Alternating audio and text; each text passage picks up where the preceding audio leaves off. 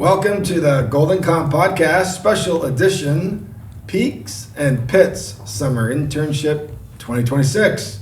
Hey guys, how's everybody? Good. Yeah, we might call this Peaks and Pits and Popcorn. We'll explain why. Okay. But I've got 5 of our interns from this summer here, and can you believe summer's over? That went by really fast. It went by quick. That was crazy, yeah. So we got, why don't you introduce yourself? Who do we got here? Lily. I'm Lily. I graduated from San Francisco State University. And yeah, cool. I'm here. I'm Edison, and I've been working with marketing and on AI stuff. I'm Luke. I got one more year at Baylor University. I'm studying finance and MIS. And, yeah. I'm Amanda, and I graduated from UC Santa Cruz. I'm going back for my MBA at Cal State Fullerton. I'm Merrick, and I'm a junior at Cal Poly studying finance. All right, awesome. So every summer we have this internship. I'll tell you, this was tied for first, if not the first best internship we've had. You 5 were amazing. No way. I must say, I'm sad it's ending. I'm sad it's ending. You guys were terrific. I'd like to recap maybe a few things, and an easy way to do that is for me to ask you what's your peak, what was the best part of the internship or the job, what was your pit, what was the hardest part where you're looking at the clock and the clock just didn't move. You're like, when's that clock going to move? Right. We've all had that, right? And then we'll talk about popcorn. Was there a moment where you went from knowledge of something into understanding of something? And that's what I call it popcorn. If you ever experience a kernel and a popcorn, there's no in between, right? You don't kind of get something. Mm-hmm. You either don't understand it or you understand it. Mm-hmm. And that's what we call a popcorn moment. And I'd like to start with Amanda. Big voice, Amanda. Big voice. Are you ready? What was the peak of the internship? Did you have one part of it that stood out to you as the best part? I think the best part was I was thinking that I was going to come in and just do one thing, and figuring out that there were so many other things I became passionate about, and that I'm now working on like different projects from Figma to video editing to helping out with like marketing. So I would say that was peak. I like that. Did you use Figma before you got here? Never. Oh, good. I like that. Awesome. Luke, you want to take, what was your peak of the internship? I would say my peak was finishing the HIPAA compliance sales tool. It took me a while, and I didn't think that was something I could get interested in, was HIPAA compliance, because it's kind of boring. But I actually really liked it for some reason. So I think that was fun, finally finishing that. I also liked the seminar a lot. I think that was good. And the book club. Book club? Those were my peaks. Okay. Yeah. 3 peaks. Yeah, sorry. Once again, you overachieved. I mean, you killed it all summer, Luke. Thank you. I want to go on record. You found HIPAA compliant interesting. Yeah, I did. Yeah. Okay. Well, that's cool. It took a minute, but yeah. It is interesting. Yeah. Yeah. Fantastic. How about Edison? You want to go next? What was your peak of the summer internship? I feel like I had a lot of peaks, but if I had to choose one, it was probably just getting up to speed and realizing like what I can do, leveraging AI, and then following up on that, using that to like help people around me. I feel like was really satisfying. All right, good answer. I'm gonna double click on it just because I'm allowed to. Okay. When you say helping people with AI, that actually means a whole lot of nothing, right? What did you do? Like, what was the part? Give me something specific that I can stick my claws into. Yeah. So for our alt text overview, I helped Amanda figure out how to match what we were given to like the pictures. So that was pretty cool to do. What tool did you use? I used Claude Chrome extension for that. Claude Chrome extension. Mm-hmm. Nice. Yeah. Now you're talking. Yeah. Okay. Now we're talking. Yeah. All right. Good. All right. Awesome. And the alt tag is the meta pixels, the metadata that goes on these images that help you be maybe compliant, not HIPAA compliant, but maybe other sorts of compliant. And also helps the search. Yeah, SEO. Yeah, nicely done. Okay, who's left? Merrick. Hey, did you have a peak besides surfing, which was a good time, right? It was a good wave. Yeah, no, it was great. It was a good wave. How about the internship? Your peak? I would say there was a lot of peaks, combining kind of what Edison and Amanda said, being able to kind of like when I was coming into this internship thinking I was going to just be on one project the whole time, but having like being able to work with the marketing team, doing that little project for you with Sunset Rewind was really cool. That was really satisfying when I kind of got that to really work and like see a good output. And then we were able to send it to one of the football teams to kind of review. That was a really cool moment for me, but then also just getting really hands-on experience with kind of like Edison said, using AI to help these other teams, specifically like the marketing team, doing some lead scoring and trying to figure out what quality leads we can send to a specific client. Right now is something that I didn't think I would be interested in at all, and kind of found out that it was really cool. Kind of fun. Yeah, exactly. Yeah. You know, if you wouldn't mind, can I double click on give me some of the tools that you took. You talked about this football game or film. Yeah. And then what did you do? Because this actually is pretty exciting what you've done. So maybe explain, using specifics, what did you do with this Sunset Rewind project? So basically, we wanted to see if there was any way we can streamline the kind of article postings that we do for Sunset Rewind. And specifically, before it would be like we'd send someone straight out to a game to collect the data, the stats, and then we pull that from Max Preps et al. And then draft a huge like article as you would, taking 2 to 3 hours, would you say before? Finding a way that we could kind of make that faster using tools that were already out there. So we pulled from Huddle, and Huddle has all the game data, the film, and all the stats for every single game. So we pulled directly from that. And then writing basically AI transcripts or instructions for how to write a game script based off of this data and stats in order to kind of not bypass, but increase the process of being able to generate and write an actual article for a game. And then from doing that, we were able to connect it to our WordPress site, which is our website, and then post drafts within 5 to 10 minutes automatically from these games. Yeah. Everything you said there was perfect, except for you said kind of save more time. Okay. It was not kind of. Yeah, no. It was save more, like massively save time. Yeah, it's 2 hours per post. Yeah. So well done. That was awesome. Amanda, we're gonna move to peaks. What was the worst part about the internship? I didn't do my. Back to you. Back to you. You told me earlier, I think, maybe. Okay, I don't know. you're right. Okay. You're right. What was your? For the camera. Yeah, for the camera. Ready for your close up. So I was in the podcast studio a lot, and my favorite part was actually getting to use like what I did in school in real life. Like I got here and I was like, what? I could actually do this? You know what I mean? And like I really feel like if they really needed me to for some reason, like I could run a podcast from beginning to end all by myself and then go edit it. You know what I mean? Like, and also in college, I did take a video editing class, but I don't know why like the professor's teaching style didn't really like work with me that well. But once I got here and like Trevor taught me a lot about Adobe Premiere, and I was like, oh my gosh, I could totally do this now, you know? So that was really cool. That was a good feeling for sure. Yeah.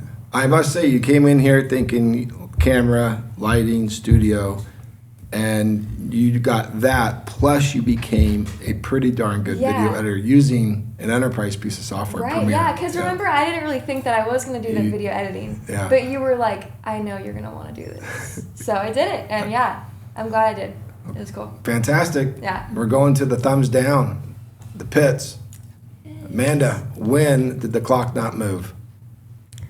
I think for me, it's when I started realizing how much I loved Figma and then honing my skills in Adobe Premiere Pro, as well as like starting to work on our social media. I felt like, should I be picking one to like really hone on and focus on and become a master of, instead of becoming like a card of all trades? I felt like almost like a bit of a dilemma and feeling like maybe I should start focusing on one instead of all three at once.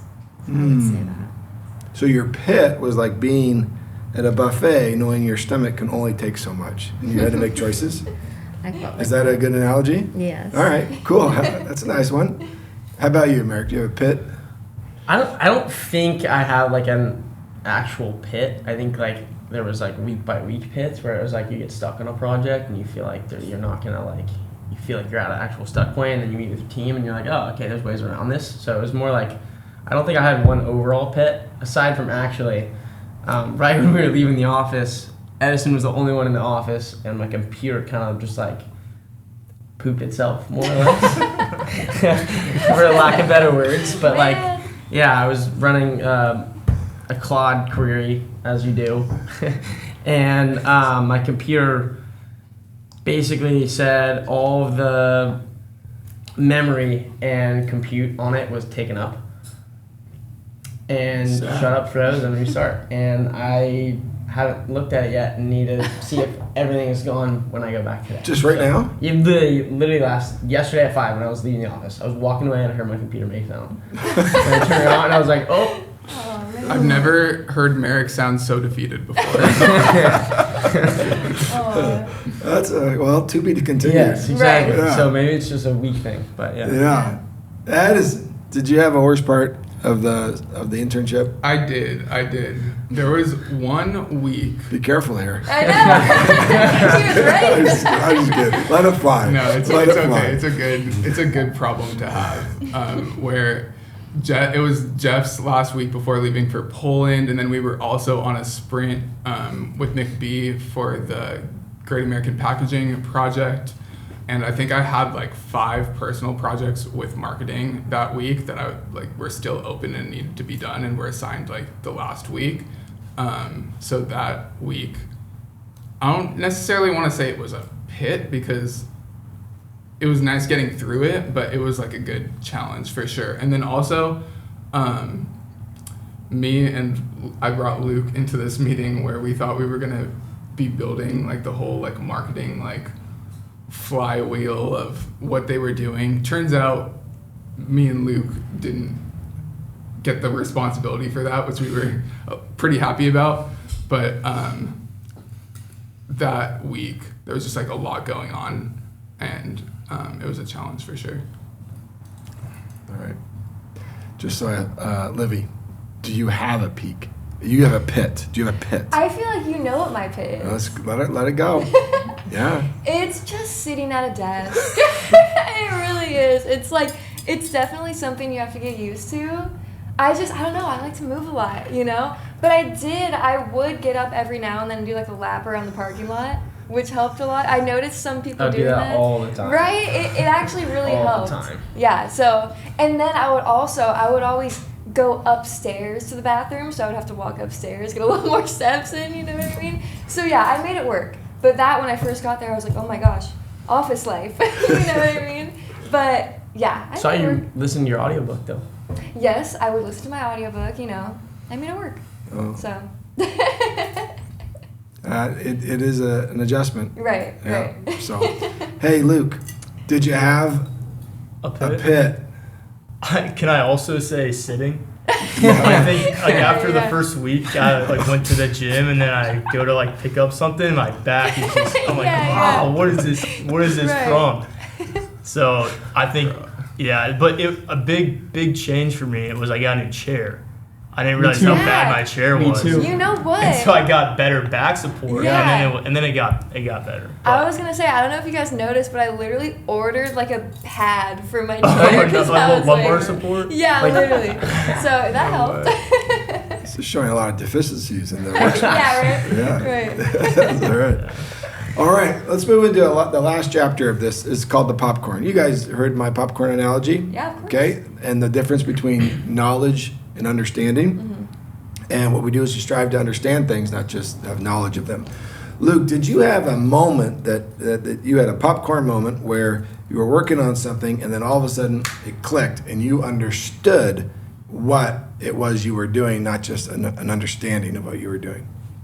Yes. So this might be more general, but I was working on a PRD for the HIPAA compliance scanner, which we ended up killing that project. and it just changed into something else.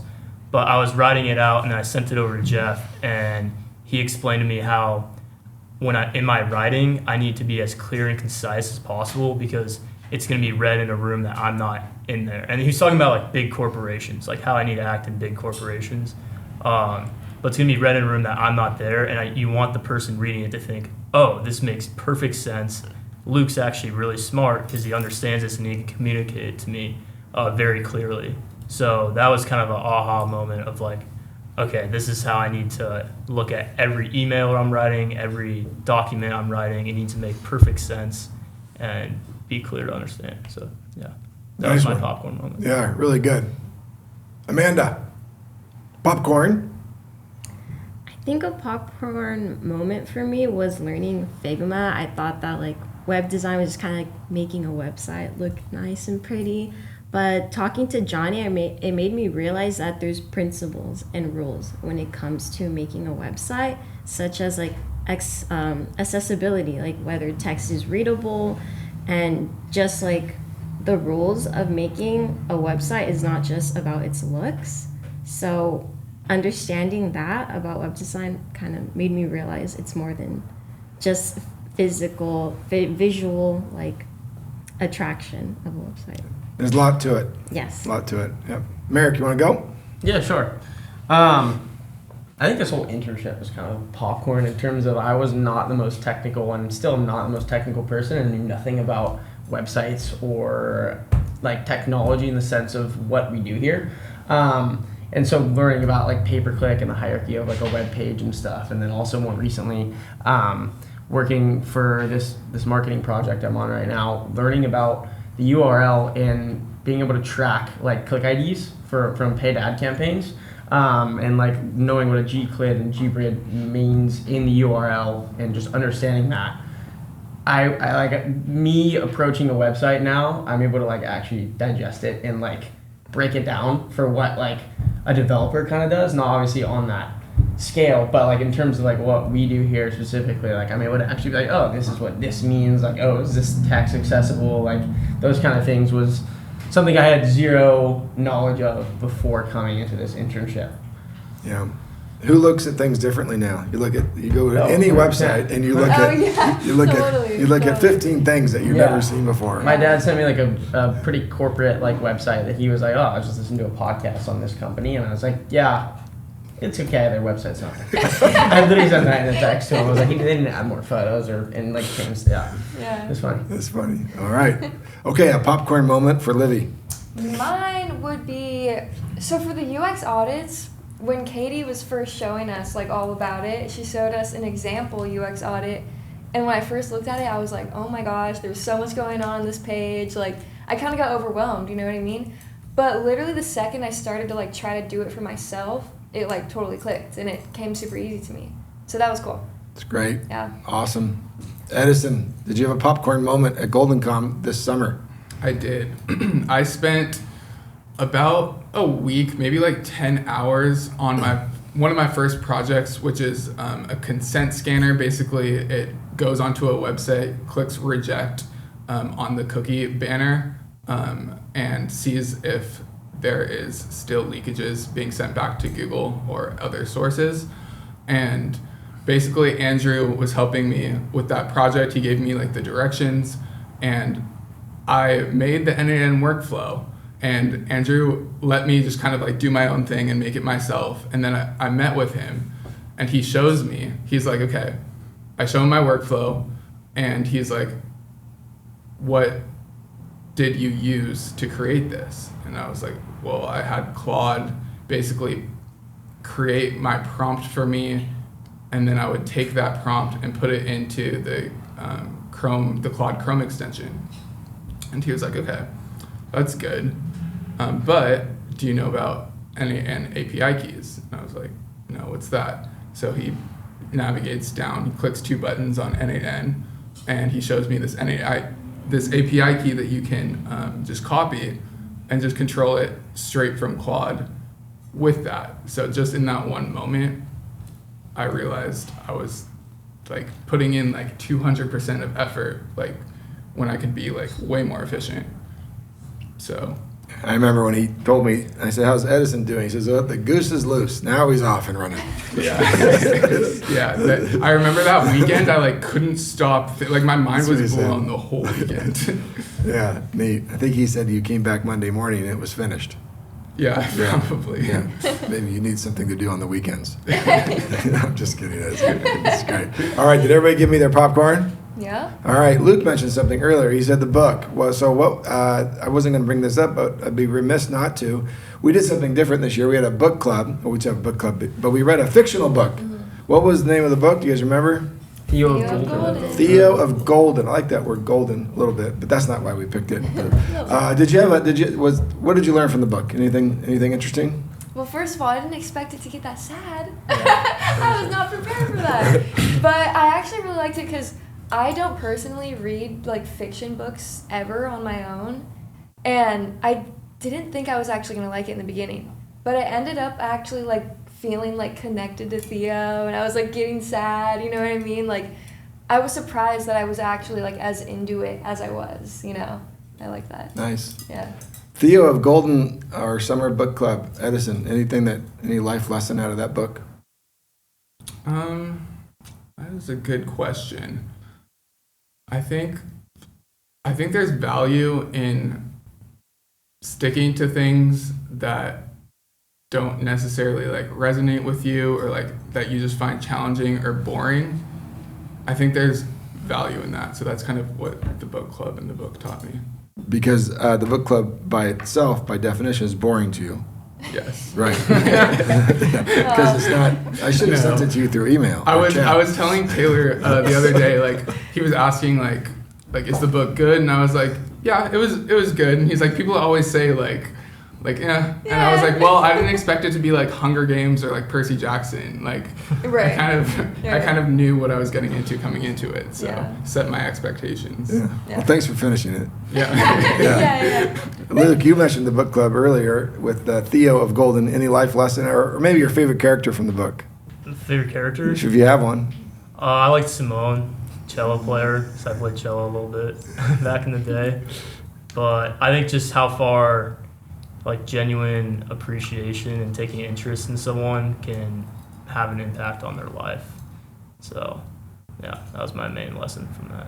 Right on. Amanda, Theo of Golden Book Club. Any lessons learned from that fictional novel? It gave me different perspective of like art and gift giving. I do art on the side, mostly like commission based for like band flyers. But I thought like, you know, making art knowing I'm gonna give it to somebody as a gift kind of put a different spin on art for me, and how like it could make somebody feel about it, receiving a gift like that. Okay. Finish us up. Merrick, book club.